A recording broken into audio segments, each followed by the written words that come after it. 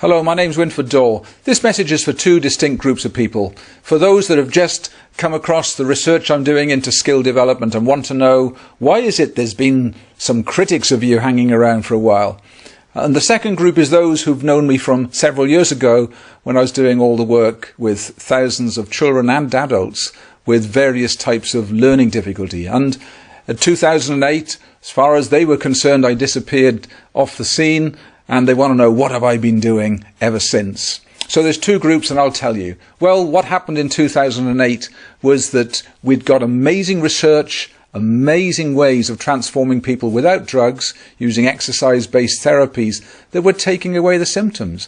But something I'd not considered in my strategic thoughts, it became a huge threat to various organizations, various people's reputations, researchers and so on. And so they attacked. On any scientific basis? Absolutely not. Were they prepared to lie?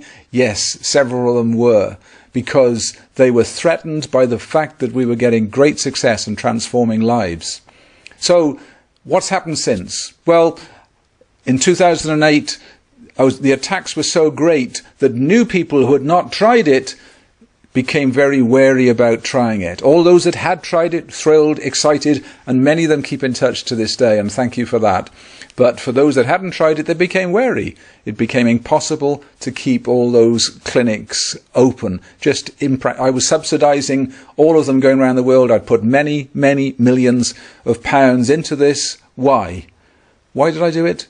Because I had a daughter that attempted suicide. She'd suffered very, very badly with learning difficulties. Amazing girl, wonderful teachers, but could not learn basic skills at that time. So I talked to researchers about what was going on in the brain, and they gave me all sorts of clues and insights and possibilities, and we applied it, and you know what? We found it worked beautifully and brilliantly, gave her hope, gave her skills, basic fundamental skills that changed her life. So we made that available through clinics around the world, and we changed many thousands of lives in that process. But when the critics came along, I could no longer subsidize those courses to the extent they needed. I couldn't keep the clinics opened. And so it broke my heart, but many of them had to close. Then some guys came along from London, and they said, we'll take over the clinics that you've got because we want to keep it going. And that was a great gesture of them.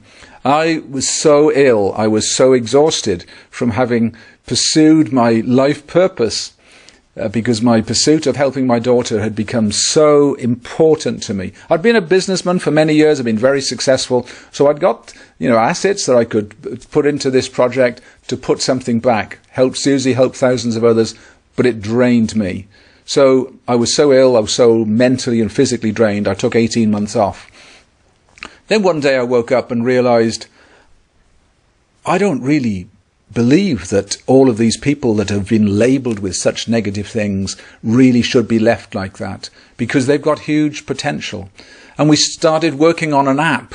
I didn't want clinics anymore. I wanted an app that was all about skill development, bringing out the potential of children with autism or children that couldn't read or write or concentrate. They'd got skills hidden there. In fact, many of them were brighter than the average.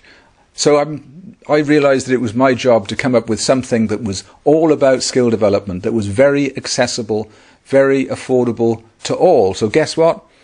I put a few more million into that project this last few years and enjoying it so much. We had our first world champion last year, and we've had countless stories of children along the way and adults whose lives have been transformed. So that's what I'm up to now. And we've got products now for the corporate world to help people perform far better in their work, be more confident, less stressed, and so on. We've got products, of course, for children, and we've got products for the elderly, and we've got products for athletes, all of them drug-free, things you can do at home, all online. And so that's an exciting phase. But something else has happened in my personal life, and that is at the end of last year I met my soulmate. Ninko Muditsen is her name, and when I met her, she's from Denmark, when I met her, I realized that her life story was so parallel to mine. She'd had a child with serious autism, And when he's a young boy, the authorities wanted to lock him up and said, look, just lock him up, put him away. And she said, I can't do that. And she toured the world looking for nutritionalists, looking for doctors who understood how to detox. And she came up with some programs, and guess what? She transformed her son's life.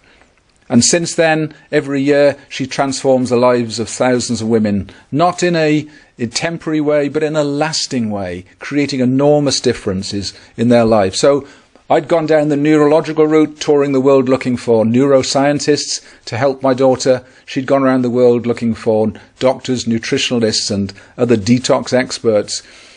When we got together, we realized we'd got a joint life purpose. So one of the programs we've got now is putting the best of her research on all I've been working on together.